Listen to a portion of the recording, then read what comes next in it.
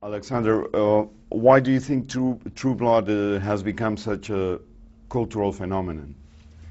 Well, I think it's an interesting take on the whole vampire phenomenon and the world that, well, first Charlene Harris created with the books, and then Alan Ball now on the show is. It's quite interesting when you have vampires living in coexistence with humans. They kind of came out of the closet 2 years ago and said that yes, we're here, but don't be alarmed. We can live in coexistence. We have this true blood, the synthetic blood, and everything that creates in fear and prejudice and from both sides. It creates interesting drama, I think. Do you think the whole story is a metaphor for other social conflicts? Yeah, I wouldn't say that the whole story is a metaphor, but you can definitely draw parallels to minority groups in our society for sure, and how they struggle for equal rights in different areas. How much have you grown as an actor, from the fact that you're being part of a show that is weekly, and are you building up your muscles, your acting muscles? Well, yeah, I've never done a show like that. I've done a miniseries. I did a miniseries also for HBO called Generation Kill 2 years ago, and the way we shot that was more like shooting a feature. We spent 21 days an episode for that one, and you got all your 7 scripts before you even started it, so you had everything. You knew like the arc of the character and the show.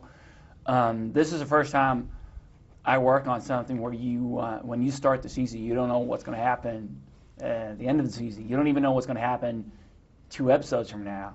As an actor, you just basically have to go with the flow, and you get a script, and all right, so this is what we're doing now. And it's a different process. It definitely is, not knowing where you're going. So, and also the pace of it is very different. We shoot an episode in 2 weeks here. So you got to be on your toes here.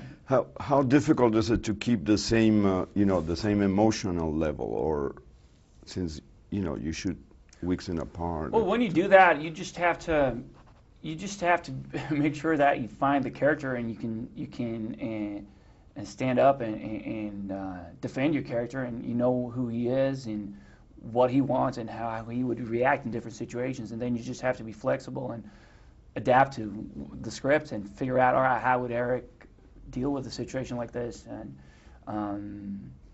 yeah, like I said, you can't really plan the arc the way you do when I work on a feature or a miniseries, where you actually can I'm going to bring it down a little here because then we have this scene coming up, and you can't really do that here. You just have to play it by ear, I guess. There's something very erotic about vampires. Can you comment on that? Why do they symbolize sex and erotism and pleasure? Well, but they also symbolize death sometimes, or cruelty, or yeah, and it's I think it's the combination of that those mixed feelings that can be kind of attractive, I think. They didn't used to be attractive before Polidori wrote Vampire in like the 1820s, I think it was. Vampires were kind of these cruel, weird creatures, and then when he wrote that book, that was the first time they were portrayed as being like, like Lord Byron, very sophisticated, and it was easier for people or for the audience to connect with the characters, the vampires, and I think that stuck, and it's been like that. After that, you had Dracula and all these shows, and up till True Blood now. And I think the attraction is you have something that is immortal and represents eternal youth, but then, like you said, at the same time, without a facelift. Yeah, right? Without a facelift, without having to use Botox and all that stuff. It's forever. But then at the same time, because that's alluring and you intriguing and you want to get close to that, because it also radiates confidence and experience, which is sexy. But then at the same time, that thing can also be lethal. It's a predator, and that creates good drama when you have that attraction. But you also know that if this goes wrong, I'm done for. I'm dead. Do you see Eric as a villain? People, especially after season 1, because you didn't really get to know Eric that well in season 1. I think most people saw him as a villain and the evil vampire. To me, he's not. There's so much more to him, and I think hopefully now in season 2 people will realize that he's got another dimension and a couple of more dimensions than just being the bad guy. He does have a sensitive side and a very loyal side. He's just, he's been around for 1,000 years, so he's just not that impressed by humans. And that can come across as arrogance, I guess.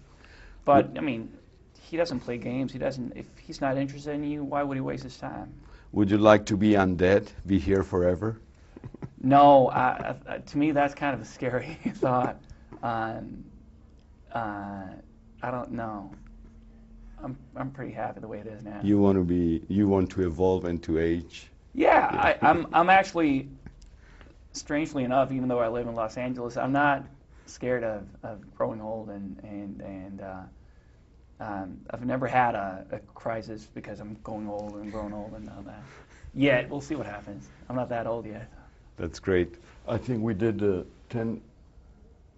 That's 6.5. Right 6.5. Okay, let's go because my and. Oh, okay. Sure. How important is the writing when it comes to deliver this great character or characters? No, it's very important, and but after a while, you get to know each other. The writers of the show.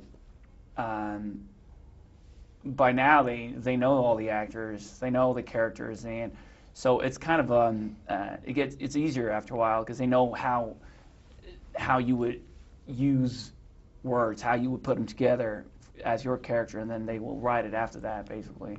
You were just mentioning that you're shooting something in that area to the south of the U.S. or another movie. Yeah, we're on hiatus now. We just wrapped season 2 and of True Blood.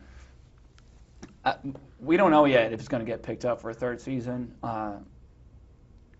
The ratings are really good, so I would be very surprised if they cancel the show. But